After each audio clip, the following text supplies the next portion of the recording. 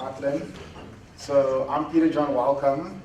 I'm a mobile developer at DBT, and that is my Twitter handle. You can tweet at me, you can say how awesome my talk is, or how bad it is, or whatever you want to do, but always tweet about how awesome Kotlin is. So I wanted to just get a feel, who is an Android developer in the room? Nice, I like that. Who's using Kotlin? That is also awesome. I see some maybes. That's awesome. So hopefully I can teach the more experienced people something, and hopefully I can get the people that haven't done any Kotlin something. I can give you something to maybe go and start and tell your company, hey, Kotlin is awesome. Cool. So Kotlin, what is Kotlin? So Kotlin is a language that became one of the first-class citizen language for Android recently by Google. So at Google I/O last year, Stephanie came up and she was on the stage and she just said, hey, we're supporting Kotlin as an official language for Android, and the crowd went like crazy. And some people were like, Kotlin? And other people were like, Kotlin! And everybody was like, this is amazing. So I'm going to tell you guys what Kotlin is and how you can use it for Android. So what is Kotlin, right? So Kotlin is a language created by JetBrains. So JetBrains created in about 2010, 2011, it depends. So they created in 2010 and it was open source in 2011. And Kotlin is a modern, very extensible and concise language. It's magical. So I say it's magical because that's where the unicorn picture comes from, because it's a very magical language to me. And of course, it's what makes it the most magical language is that it's 100% interoperable with Java, right? So this is the big selling point for Kotlin on Android and for other Java developers to start using Kotlin. So why Kotlin over Java? Because that's the question everybody's going to ask. And so Java is very verbose. It has nullable issues. It has those inner classes that everybody hates, and now has to obviously try and get, hey, how am I going to get my stuff working in this inner class, because now it's in this scope and that scope. And it lacks a lot of modern features, right? So they are coming with Java 1.8. There's a lot of modern features that are coming, but Kotlin still has things that you can pretty much use, like functional programming features that Java, you still can't do in Java, right? So Java is a very verbose language. It has nullable issues, and I'm going to go through some of those and show you how you can actually solve this within Kotlin, right? So I'm just going to get straight into it. Like, I'm not going to bore you with like slides about like all these other things. I'm just going to go straight into the code. So language features, right? Kotlin, I'm going to start off very basic. So Kotlin, in general, the first thing you're going to learn about Kotlin is var and val, right? So Kotlin has this thing where everything in Kotlin is pretty much immutable when you start. So val is pretty much saying, hey, this thing is immutable. And var is saying that it is mutable, that it can be changed. So you could say like constants and statics and all of those type of things is probably like your val. And var means that mutable, which means that you can change the value, right? So we can see on the side over here, var string, and we have Peter, that's me. And because it's a var, we can change the name to John, right? So that's something very simple. We have val over here, and we have surname, welcome. And if we try and change it, we actually get an error saying val cannot be assigned. Pretty much saying it's a static variable, and you can't change it once you've actually assigned it. Cool. So this is a question for you guys. Does anybody know what the #1 crash on Android is in the world? Null pointer exceptions. The null pointer exception. So pretty much this is like, I don't know, people have been trying to get rid of this thing for years and they just can't. So obviously Kotlin comes with something that's called nullability, right? And nullability is another big, strong selling point for Java developers using Kotlin, because they don't want them crashes. So again, we have var Peter, and we go, cool, that's a string, and we assign it to null right here. And this, so, okay, something quickly. Everything in Kotlin is non-null. So every type in Kotlin initially is non-null unless you tell it that it can be nullable. So over here, if you have a string and we try and assign it null, it's going to be like, this is a non-null string. So you can't actually assign null to it, right? That's already mind-blowing because that already gets rid of your null pointer exception because it can never be null, right? But obviously, there's going to be interoperability with Java, and Java still gives you nulls. And so, well, what we can do to specify in Kotlin that something is nullable is putting the question mark over here. So the question mark pretty much tells us this is now a nullable type. So I can still assign Peter to it, but now I can also assign, I can make the surname null. And that pretty much says, cool, the compiler will compile and be like, cool. But now this is at your own risk. So now the developer is saying, hey, I want this to be a nullable type, right? Or obviously you might get nullable types from your framework or whatever you're using. But if you're writing code and you say, cool, this thing is now a nullable type, as a developer, you pretty much, you own that now. It's yours. Cool. Something else that's cool is obviously when working with nullable types, you can do nullable chaining. So you can use the question mark, or if you wanna say, hey, if this thing is null, in other languages, the double question mark, this is the always operator. The always operator is also in Objective-C, so this will be similar to Objective-C, but this is pretty much saying if it's null, give it a default value, saying that this is obviously a non-nullable type. Cool. Everybody good? Yeah. Cool. So classes. Classes are really cool. So classes, this pretty much looks like a normal class. We have vowels, we have a constructor, so it's a constructor keyword. And we're pretty much doing this and assigning it. This pretty much looks a lot like Java. The only thing with the constructor keyword, you don't see that we're using the actual type over there to say, hey, this is the constructor for this thing, right? And then so obviously when you're trying to create a user class, you can see you don't need the new keyword. So a lot of modern languages are getting rid of the new keyword because it's not really why are we saying that it's new. And then something that's really cool is that we can have named arguments for our specific classes, right? So I don't have to put it in this specific order over here. So I have name and I have surname, but I can go and put it surname first and say, hey, this is my surname over here, and this is my name on the other side. So you have named arguments, and this pretty much gives you the flexibility to put things in any order that you want to. So maybe you have a class that you didn't create, and you're trying to use that specific class, and at that point, you just want to, you think in order, the order should be surname and name, and not name and surname. You can pretty much use your named argument and put it in any order that you want. So it gives you great flexibility in when creating stuff like classes. So applying Android to this. So there's a lot going on literally that first line, right? So first we have a class. Without the constructor keyword, we can actually create variables within one line. So we can say class human and give it the actual parameters like that, and that pretty much constructs that actually creates the constructor for you, right? So that's saying this is my primary constructor. It has a name and an age in it, right? Secondly, we have something called data class. So data class is a very special thing in Kotlin.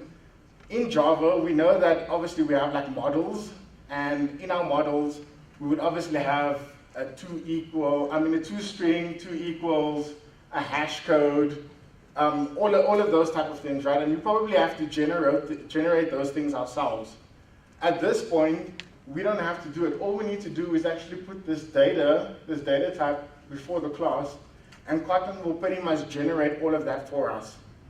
What's awesome about this is that as soon as I add another parameter, I don't have to go and regenerate my class. It will automatically do it, because generally you'll be like, oh, I have a name and an age, and then maybe I'm going to put my surname, but I've already now gone and used some tool online to generate my Java class, And I'll actually have to go and actually manually type in, oh, in the two equals, make this two equals, hash code, all of those type of things. This data type pretty much handles that for you. Then something in Android that everybody probably knows and probably use, if you try and pass data between activities and you're trying to use a model, you're obviously going to make your class parsable, right?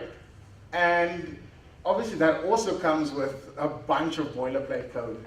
So at the end of the day, so what the Android guys did is that they made this annotation called parcelize, I don't know.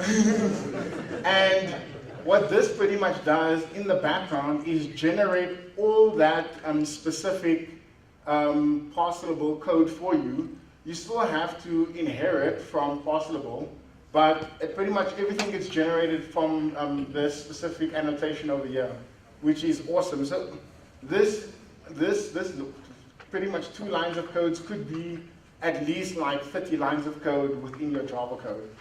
That's pretty much already making your code super concise. It's so easy to read. You know exactly what it's doing, right? And then this is pretty much creating that specific object again, without the named argument. So that's actually the point is, you can see there's no named argument, so I have to put it in the specific order that I had it previously when I created it. Cool. So there's something in Kotlin also called sealed classes, right? So sealed classes are a very special class. It pretty much restricts your the classes that you have inside of it to this result, to the sealed class hierarchy. So if you look at this pretty much looks like an enum to you, right? And enums, you know that enums in Java you can pretty much just use integers, right? So what sealed classes does in Kotlin is you can pretty much, this is the result type, if anybody knows what the result type is. What this does is it pretty much creates an enum for you, and this is like supersane enums, right? So you can pretty much have values that are not integers for your enums. So you can have an error, you can have a type T, and this could be any type, and you can use generics. I'm not really going to explain the out because that's like a talk for another year. But yeah, this is pretty much like supersane enums. So how would we use this, right? So at this point, there's a when keyword. So when is pretty much like your switch statements, right? In any other language. And then there's an is keyword. So is like instance of, pretty much in Java. And what that tells you is that when I get a result back, right, I'm going to, if my result is of type success, what will happen is that the result that we have over here will automatically get casted to a success type, right? And from there, we will have the value. So this is what is called smart casting in Kotlin. So it'll pretty much smart cast. You don't actually have to tell it, hey, cast it to that thing. It will automatically cast it to value. And you will only get, if you type result dot, it will only give you value. You won't actually see error like you see at the bottom. So it already knows, the IDE or the language already knows that, okay, cool, if I come in and I have a success type, I'm going to smart cast it automatically. I don't need to cast it by myself. That's something that's really awesome. Another thing that Java doesn't have is string interpolation, which is really awesome. So you can pretty much put anything in strings. You can put values in strings. And then, again, as you can see, the error case over here, the error case also has an error and toString, and I'm pretty much returning it. And how we would use that is we would just give it a result of success with some value. It could be anything, and it would pretty much return that thing for us. Cool. Functions. Oh, do I love functions in Kotlin? Functions are first-class citizens. Like, so first-class citizens, what does that actually mean, right? So a first-class citizen is saying, I don't need a class anymore. I'm at the same level as a class now, right? I'm at the top of the hierarchy when it comes to where I can actually add things into my file. So with Kotlin now, we pretty much say, okay, cool, we can create a function anywhere. We don't need a class. We don't have to initialize a class and to be able to use that function. We can just use it. This is like super awesome. Another thing about Kotlin with functions is that we have higher order functions. Higher order functions, what are these? So to explain it really simply is that you can have a function that takes a function as a parameter, or a function that returns a function, or you can have a function that has a parameter that returns a function and has a function as a return type, and you can use functions inside of functions. This is, it's like mind-blowing. Like, why would you not want this? So cool. So just to explain the first-class citizen, right? So we have a function. I've created a function. This is just in a normal file. There's no class. And I can create a val, and I can pretty much assign a function to a variable now. And wherever I use that variable, it will call that function and print out hello. So, okay, cool. The second thing is the high order function part. So as we can see, again, we have a variable, we have a function that takes in a function as its parameter and returns a string, right? So function over there, that this function also has a parameter which is name and returns a function. So I think I didn't explain that in Kotlin, we have the return types at the end instead of in the beginning. And then also we can do inline functions because we only have one line of return, we can pretty much inline that. So we can just say equals to, and we don't need the brackets. This is really awesome. And how we would use that is it would go greeting Peter, open a block, and we would say hello it, and it would be the actual function over there. And then it would pretty much print out hello Peter, which is actually a company. I didn't realize that. Cool. Extension functions. So extension functions are something that's become like very big in many languages. And as we know, in Java, if we take a Java string or a Kotlin string, everything in Kotlin is final, right? So you pretty much can't change it, can't be extended. And again, integer strings, all of those types are also, these are also final classes. So how, besides using inheritance, how would we be able to add functionality to that specific type, right? So Kotlin has something called extension functions. So you create a function, and you say int, which is the int class, and you say dot, and you just add a function name. So you're like, I'm going to do an add function over here, and I'm actually going to give it a value. And then when I actually go into the block, so I told you about inline functions, if I go into the block, this will be integer, right? And value will be the value that you pretty much put in there. So how we would use this, because 1 is an integer, we can go 1.add, and we can put the value 1 in there because it's another integer. Gives you 2, obviously. But now, this is cool, but how we can make this even better. We don't even need the dot, and we don't need the brackets, right? We can create infix functions. This pretty much gives us this result, where we can pretty much have it where it's 1 space add, and it pretty much reads like English now. So 1 add 1 will give you 2, which is the result. So this is pretty cool. So this also, infix functions only work when you have one parameter. So just so that you guys, because I see some smiles there, they're like, what? So you need to only have one parameter for infix functions to work. Something else that's really cool, so something where we're going to go into the RX Java world, where we know that on every single observable, we're probably calling subscribe on the IO thread and observe on the Android main thread.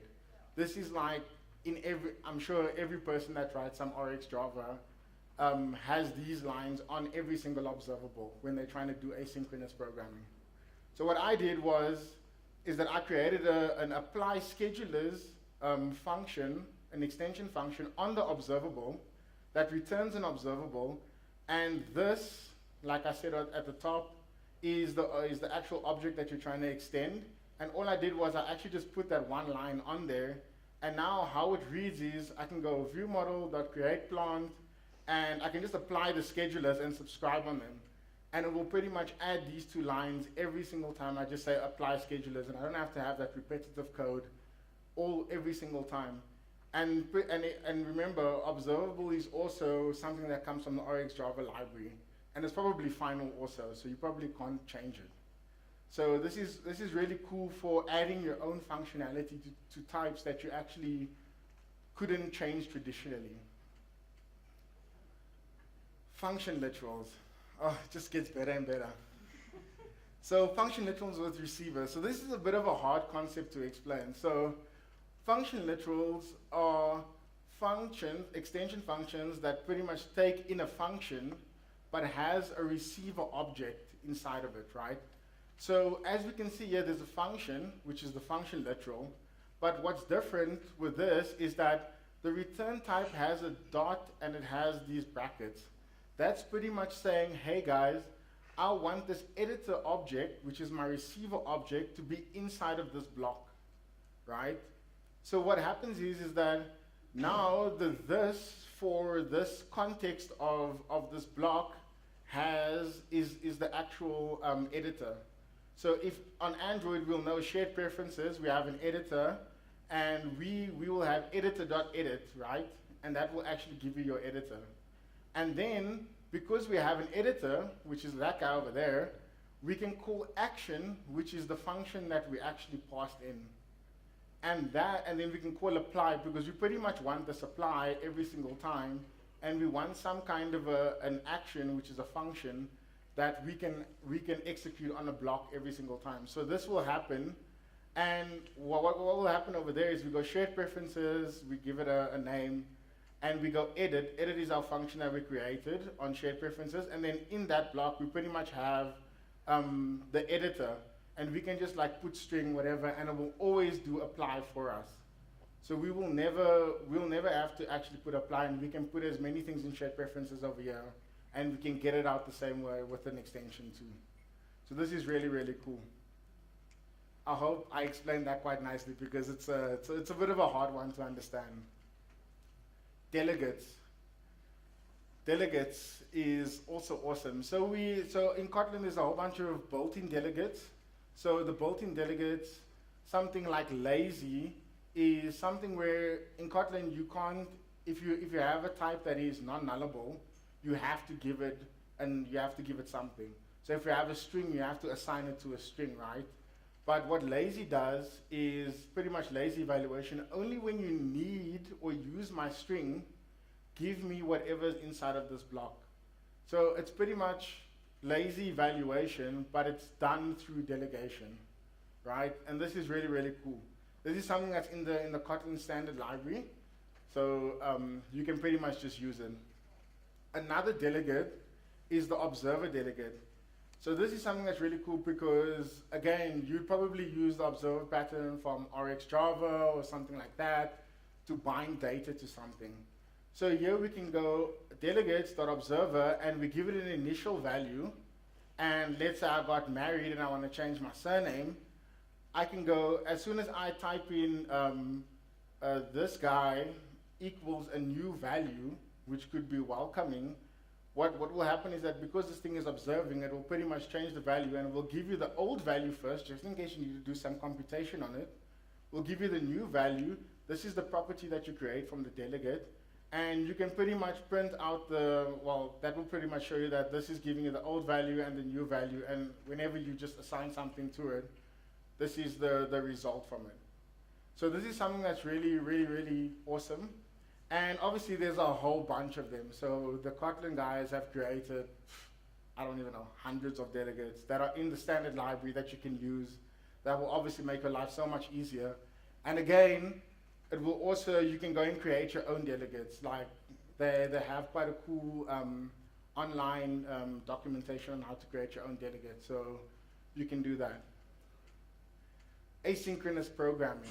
So asynchronous programming in Android is just a mess. So everybody knows this guy. I don't want to look at this guy.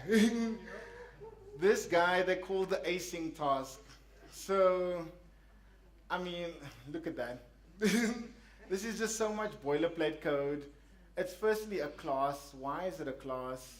And then you pretty much want context of your activity when using this this async task. So you make an inner class, and it's just a whole bunch of boilerplate code. So this is the Kotlin version of it, where I've just like dumbed it down and said, okay, cool, you probably have some asynchronous job that's happening. You do background, probably doing a try catch or something, you're returning the data. Then you need on post to get the value out because it's probably a string because it's over there.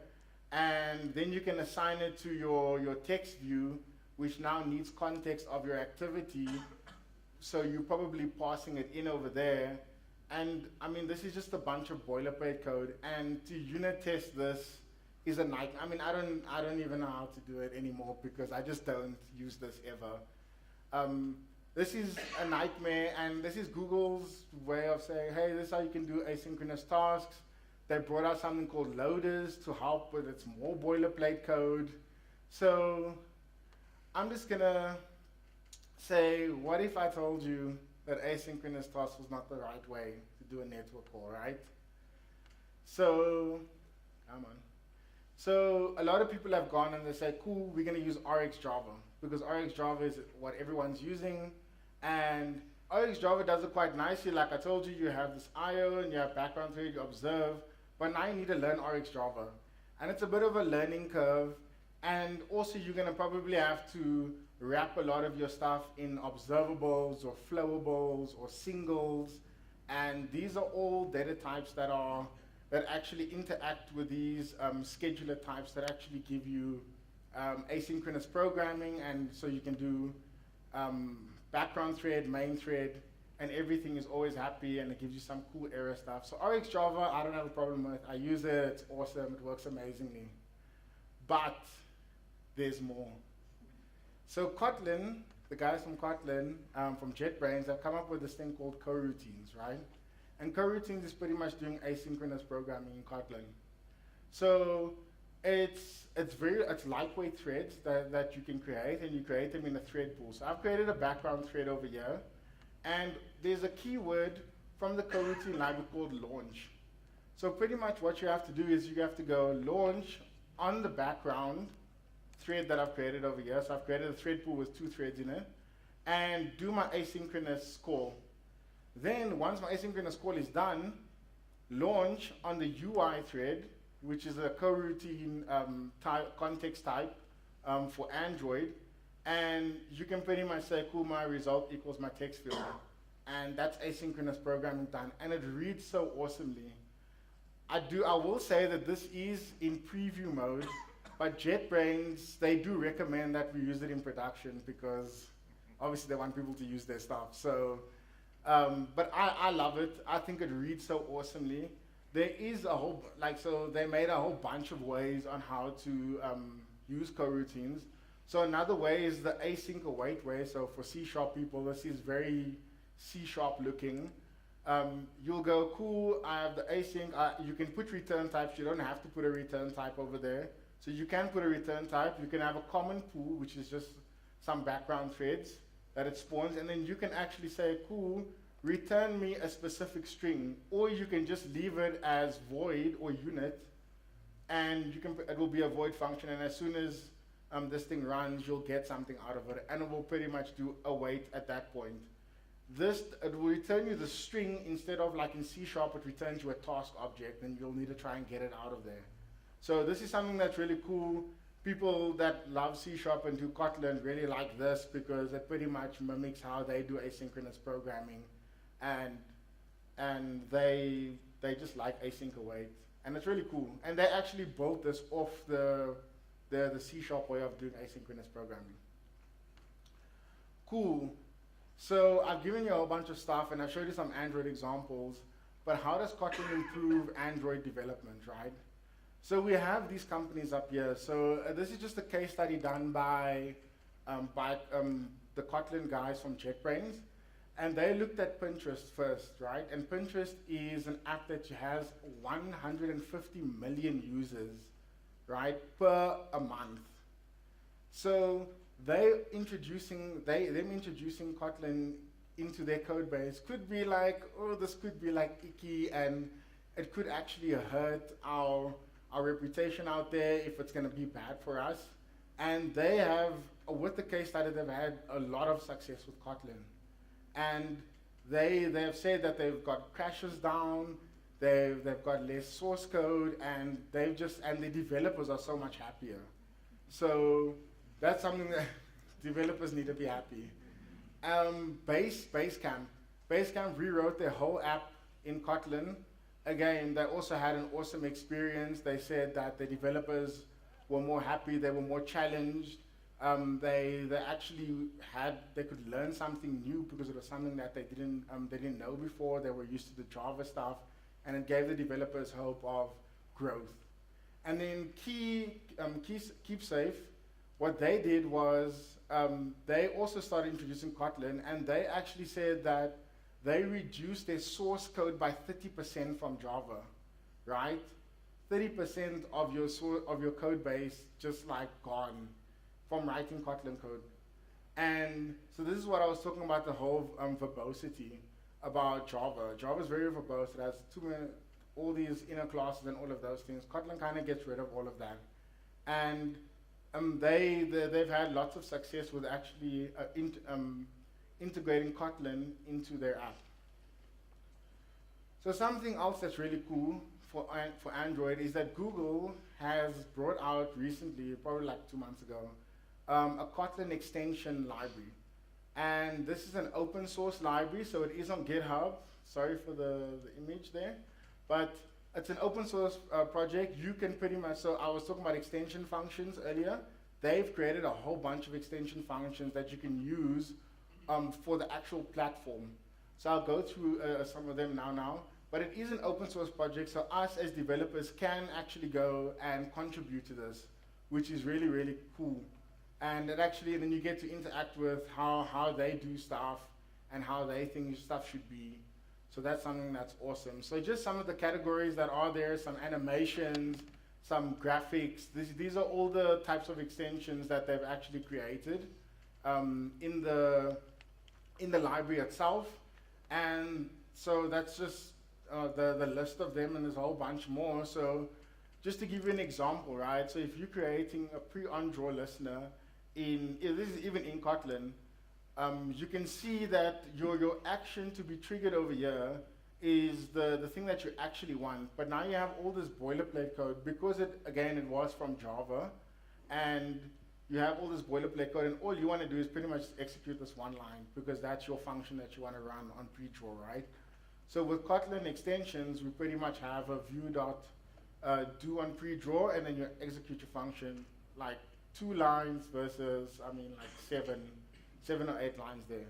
So this is the power of extension functions. You can hide functionality away, or you can hide boilerplate code away that you don't need, and you can just give a function that, hey, you can just do this specific thing, and I will handle any of the other process behind. They've done it for the animation, the animator also, so you can just do animator.add listener, and you can handle your animation. And then they've even made default functions that go on end, on start, on repeat, and on cancel. So whenever you want to execute it on any of those events, you can pretty much just do it within a block over there. Google has also made a style guide. So they pretty much have a style guide that will be like, this is what we recommend, how you actually write your code, what is good, what is bad, how you should write your code, how you should interop with Java. So obviously there's ways that you can interop with Java and get optimal code to Java, because naming could be really weird when you're trying to use Kotlin stuff in Java. So they've given a way on how you can actually do that. That's something that's cool. The links are at the bottom. Again, the community is also getting really, really big.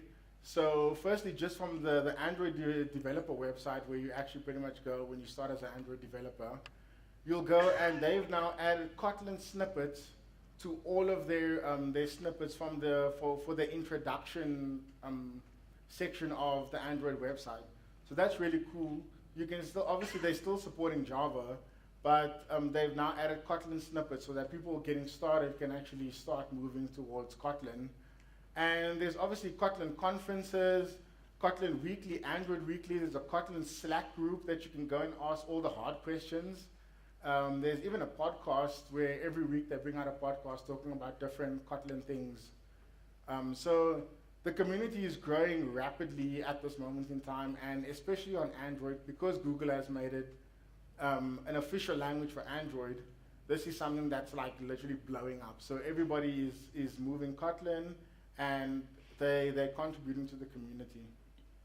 Some books that I read, Kotlin in Action was recommended to me by someone awesome in the audience, Rebecca.